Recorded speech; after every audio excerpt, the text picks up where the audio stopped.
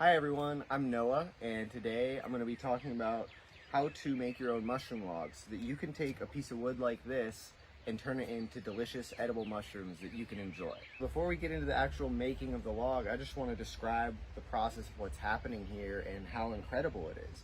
So once the mycelium is the part of the mushroom that is typically underground or growing inside of wood, and it's what spreads out and looks for more food. And the main source of food for most mushrooms is carbon.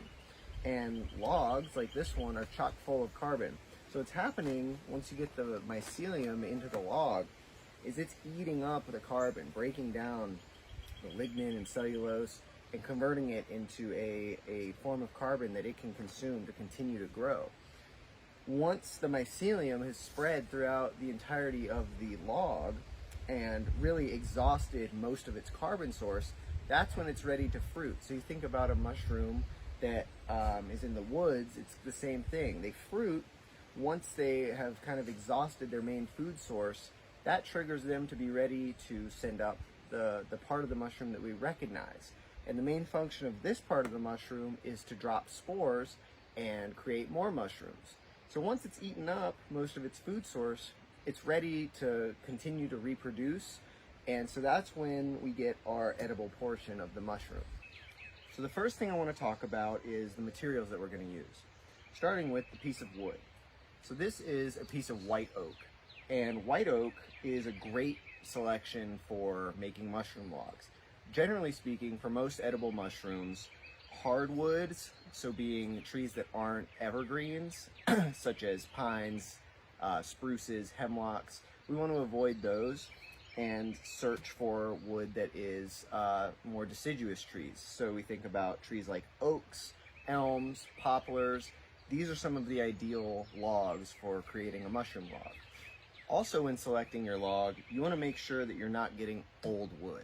So you want to make sure that this piece of wood that you're going to make your mushroom log with is no more than 4 to 6 weeks at tops since the wood was part of a living tree. The reason for this is because after that amount of time, foreign and just fungi that exist all around us can take over and start inoculating the log itself. And once we try to put our own mushrooms into that log, they compete with each other. So we want to give the mushrooms as good and as an environment as we possibly can, and we can ensure that by making sure we're using fresh, recently cut wood. So the next thing I want to talk about is the actual mushroom spawn itself. So this bag of white stuff is our mushroom spawn. I got it from a friend who actually owns and operates a local mushroom farm called Asheville Fungi. And so what he's done is taken shiitake mushroom spawn and grown it on some sawdust here. And now I can take this and put it into my log, and the mushroom will continue to grow and take over the log until it eventually will fruit, creating the part that we can eat. So how do I get this into here? Next thing is you want to make sure you have a drill with a big fat bit. I'm using a 3/8 bit because that is appropriate, the appropriate size to match my mushroom plugger. So this is a tool that I'm going to use. There's a little hole in the end here, and I'm going to fill it up with the mushroom spawn. And in the holes that I drill, I can depress this button and it pushes the mushroom spawn into the hole. To make sure that once the mushroom spawn is in the holes in your log, that nothing else gets in there, that it doesn't get wet and soggy. You want to make sure that you're covering that up with some sort of protective coating. I like to use wax. Today I'm going to be using a little bit of beeswax. So my other materials I have out here are just a little camp stove so that I can heat up my wax and make sure it's nice and melted. The way to do that is to take a small kitchen pot and have it filled about halfway with water. So the water is going to boil, and then I have this jar that I place in the water, and then the wax will go in the jar. So rather than boiling it down directly into the pot, which can create a big sticky mess, I'm going to double boil it using this jar. And then once that's done, my mushroom log is all plugged up with the spawn and my wax is melted, all I need to use is this little paintbrush, and I'm going to dip it in and just paint wax over each hole to seal in that environment and make sure that the mushrooms have a really hospitable, the mushroom spawn has a really hospitable environment to colonize the log.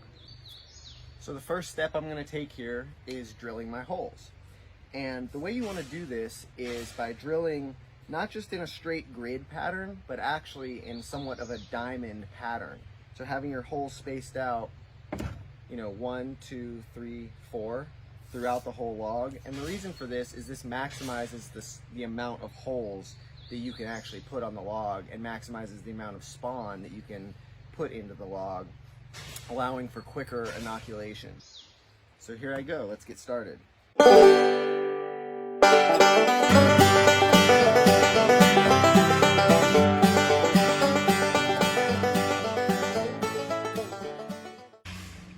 So here's an up-close view of the hole pattern that I've drilled. So you can see this diamond pattern, and you can also see that I've drilled about 2 to 3 inches apart from each other. And this is an important step to take to make sure that the mycelium that you're putting into each hole has plenty of room to grow and colonize. All right, so now that my holes are drilled, I'm gonna go ahead and start plugging up the holes with the spawn.